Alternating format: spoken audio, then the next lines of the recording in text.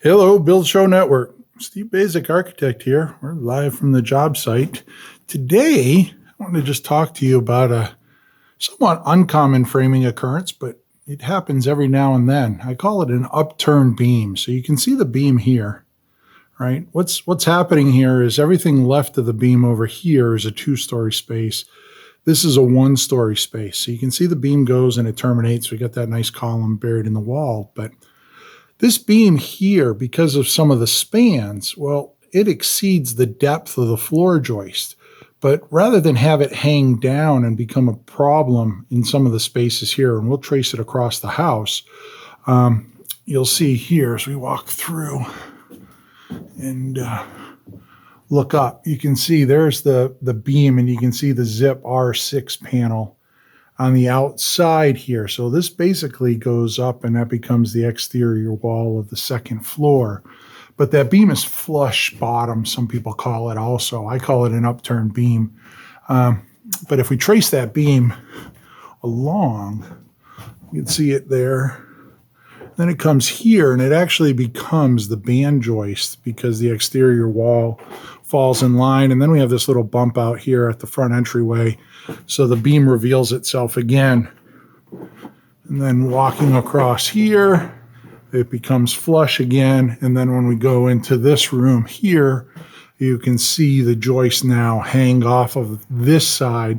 This is a second floor bedroom above here. But as we come across here, we have that zip R6 panel there. But it's flush, and it allows us to do that flush frame because we don't necessarily want a beam in the, just dropping down somewhere in our ceiling of the dining room. So let's take a run upstairs, and we'll see what that looks like up there. All right, so we're upstairs. You can see we're on the second floor here. You can see there's our second story wall. There's the bottom plate, but notice you can see that beam here.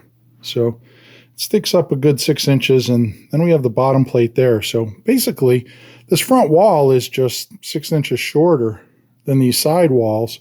And you can see it pretty much runs the length of the house all the way down where we were downstairs. So let's jump back to the studio. We'll look at the framing plans, and we'll talk a little bit more in depth about that detail of the upturn beam. So we'll see you back at the studio. Hey, everybody. So hopefully you enjoyed that trip out at the site there. Shoreline Builders tearing it up. Beautiful job framing out there.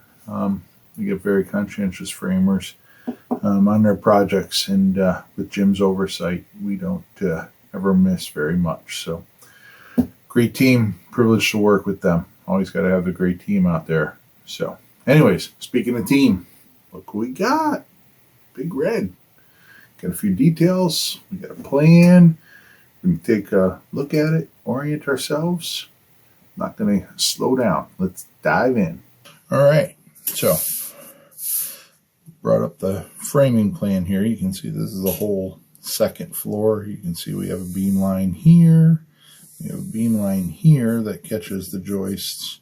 On that side of the stair, we have a secondary beam line here that picks up the joists on this side of the stair, and then we have another primary beam line here, a series of bearing walls and beams that catch the floor joist there.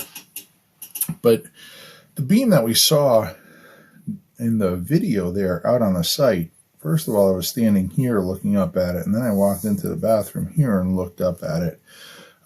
So this is that beam line that we're talking about here. And you can see while it frames the second floor, the first floor comes out here, and there's, a ridge with a bunch of rafters here that make up that.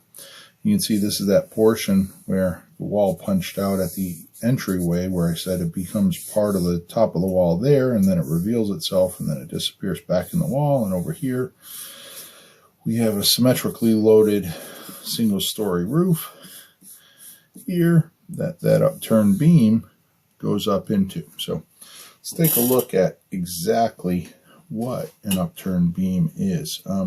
Actually, before we go, notice that each one of the floor joists here, there's joist hangers on each one there, denoted here, joist hangers as required, so we'll pick those up. We have a 11 7/8 inch deep joist, so 11 7/8 inch, but here notice that we have an 18-inch deep beam system, right? So you have the 11 7/8, you have the 3/4, you're at 12 5/8, so you're at 5 3/8 plus on that upturned beam above the floor. So let's take a look at that detail. Here is a cross section. So to put yourself in perspective, there's or orientation. There's that double top plate of the beam. Here is the subfloor of that second floor. Here's that joist hanger. Here's the ceiling of the first floor and the bottom of that eye joist, and there's the top chord, bottom chord. But here's those three 18-inch LVLs that basically sit on the top of that wall, and here's that 5 3/8 that we were talking about, but that's basically the upturned section. Right, and so the bottom plate is now here on that wall, and then we just get a little shorter stud wall, and it goes up to either the sill or the top of the wall. You can see we have that zip R6 here, so it stopped here when we were in the bathroom. So when we were looking up at it there on our tour of the site, that's where we were seeing that bottom. But in this case here, this is where the beam is out at that porch where it's flush with the wall system. So we have that ceiling joist of the porch gets framed in against that. And you see here we have a ledger. We have our slope joist hanger, and that grabs our porch rafter, porch sheathing, and then we have the windowsill above. But here's that upturned beam here. Like I said, 18 inches, so it's going to stick up above that floor. It's a detail that I've used a whole lot. I run it by my structural engineer each and every time we use it. He sizes the beam, and he's perfectly okay. We tie in those floor joists.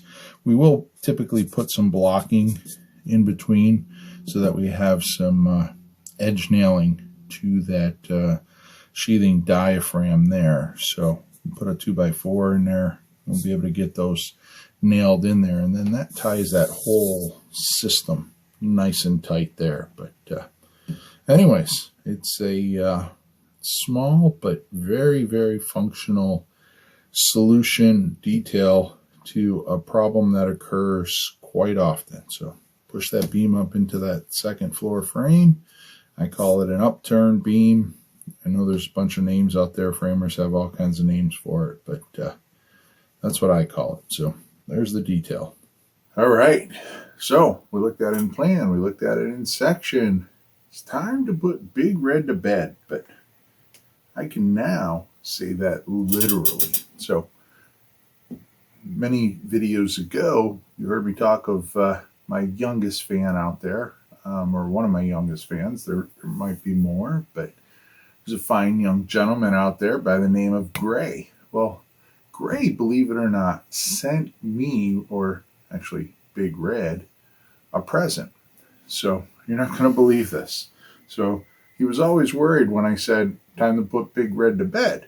So he actually took his Legos and he made Big Red a bed.